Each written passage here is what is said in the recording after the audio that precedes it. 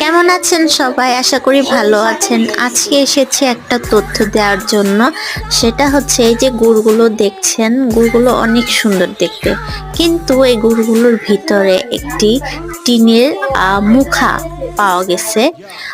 হয়তোবা কোনো ডিবার ছিল বড়। তো মানুষ ভালো এবং স্বাস্থ্যসম্মত খাবার খাওয়ার জন্য সবসময় চেষ্টা করে, সেজন্য বাহিরের খাবারটা অনেক কমই খাওয়া হয়। এখনকার দিনে বাসাতেই তৈরি করে সবাই খাবার। এখন বাসাতে তৈরি করতে যেও এই অবস্থায় দেখেন টিনের মুখাটা দেখতে পারতেছেন, এটা হচ্ছে টিনের মুখা। এটা পুরাটাই ছিল একটা গুড়ের ভিতরে। তো এখানে সেফটি বলে তো একটা বিষয় ছিল। মানুষ যদি না দেখতো বা অন্যভাবে কেউ খেতে যেত, যে কোনো একটা দুর্ঘটনা ঘটতে পারতো। তো অবশ্যই বাজার থেকে যে কোনো পণ্যই আনেন